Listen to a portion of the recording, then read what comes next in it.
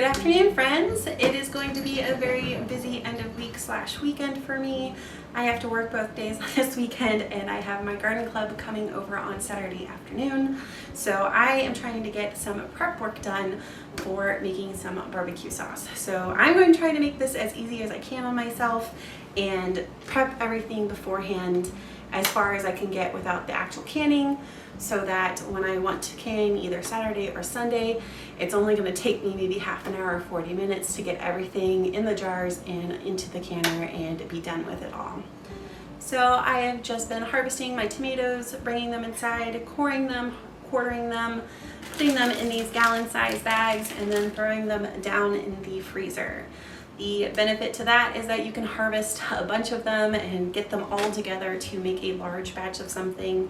The downside is that you do eventually run out of space in your freezer. So I needed to get these out, and this is the perfect recipe for them. I did not make barbecue sauce last year, and I am definitely looking forward to making some this year.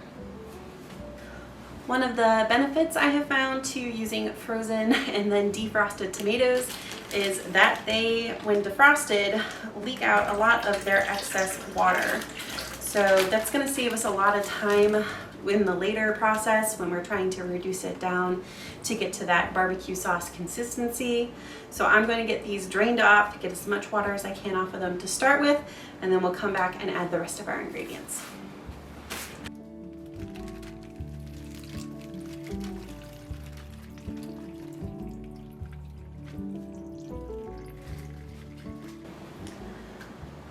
So another benefit of freezing your tomatoes is that the skin comes off incredibly easily after they have defrosted. Normally, I would not care either way. I have made my salsas and spaghetti sauce and ketchup just leaving the skin on before. It's never really bothered me texturally in the final product. The only reason I am doing the peeling today is because I actually want to experiment with making some tomato powder.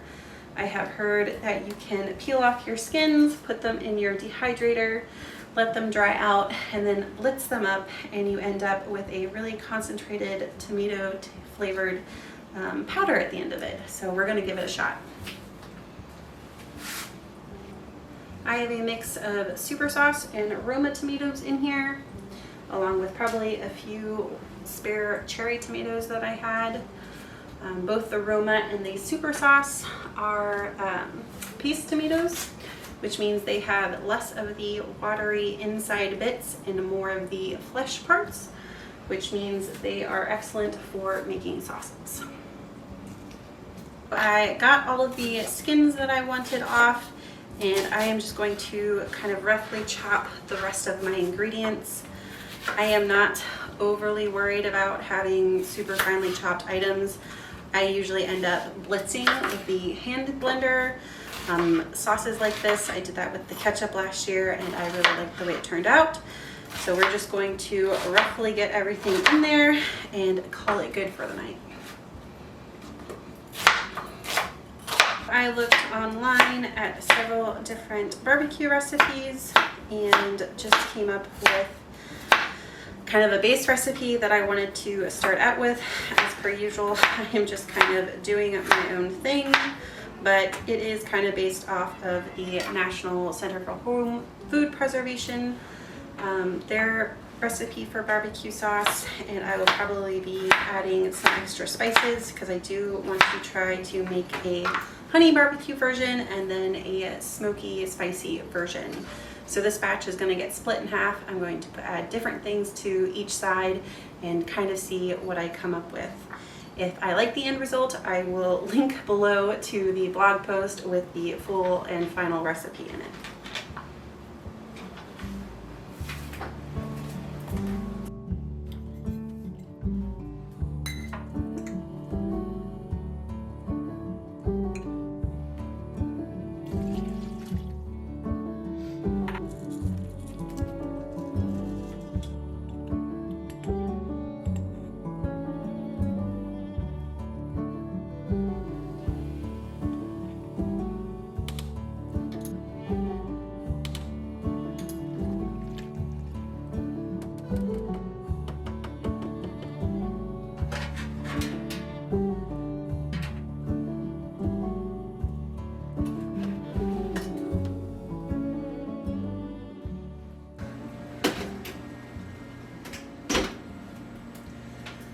So it's about 18 hours or so since I put everything into my roaster here. I left it on low, which is about 175 degrees overnight all through today, and I'm now just getting to it with my stick blender and pureeing everything together. While I've been doing that, I've been keeping a close eye on some peppers I have in the oven behind me underneath the broiler. I am just giving them a really good char and seeing how that flavor might help my smoky, spicy flavor that I'm trying to get with 1/2 of this batch.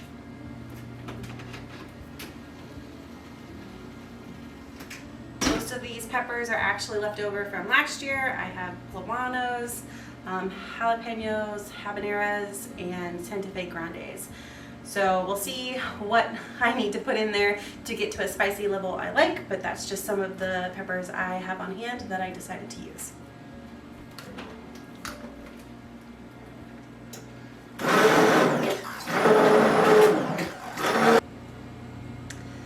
I haven't gotten around to buying one of the fancy food mills, so I am stuck doing it the old-fashioned way, which is with a sieve and some elbow grease to make a nice smooth sauce.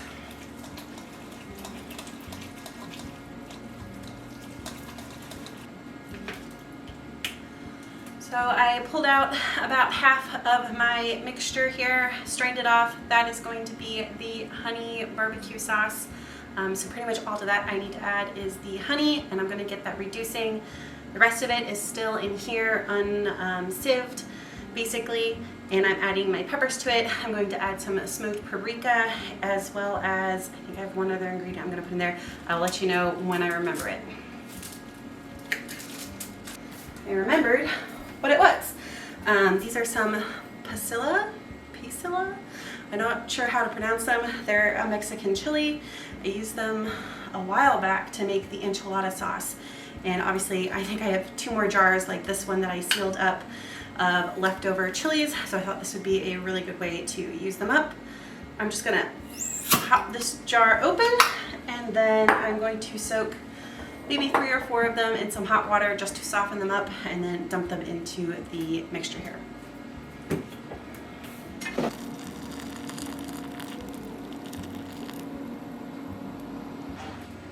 So I let this cook for about 45 minutes, and then I went ahead and re-blended it just to get the peppers incorporated, and I'm going to go ahead and strain it off and get it reducing. I did taste it after I blended it up, and it's probably just a touch spicier than I would normally like, but I have found that somewhere in all of this processing stuff tends to strip away some of that heat, so I think it will be just about perfect by the time we're all done processing it. A trick I learned about from some other canning video probably sometime last year is that adding a can of tomato paste to your sauces can really help thicken them up. With sauces like these, where you are reducing it down so far to get to that really thick consistency, it can save you quite a bit of time, as well as just bulk, as far as the fact that you start with this huge amount of tomatoes and can end up with like barely a couple pints of your sauce at the end of it. So I'm going to go ahead and add this small can of tomato paste, one for each of my different sauces, and call that good. It's Saturday, and I just got home from work a little while ago, grabbed some lunch, and I am now finally getting to canning my barbecue sauce. I've got my jars over here heating up, as well as my barbecue sauce reheating from yesterday. This is a water bath canning recipe. Tomatoes are water bath can approved, and vinegar and sugar are always helpful when it comes to shelf stability, so we should be fine. And then it's just going to be a 10-minute process time in the water bath canner.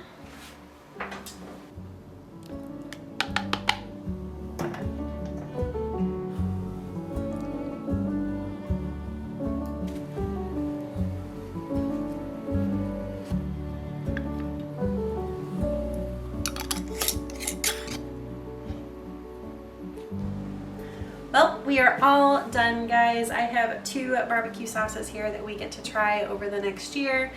Depending on how much we like them, the recipe may change, but that is some of the fun of canning up your own sauces like this. Splitting up the making of this sauce this way helped me actually get something canned up this week. I have just been too busy to focus on something for as long as it would have taken to do this all in one day. So having little snippets of time in the weeknights and then finishing up on the weekend was perfect for me. I'm glad to have gotten something on the shelves this week, and it wasn't too much effort overall. If you like videos like this, please let me know by liking and subscribing so I can make more, and I will see you guys next time.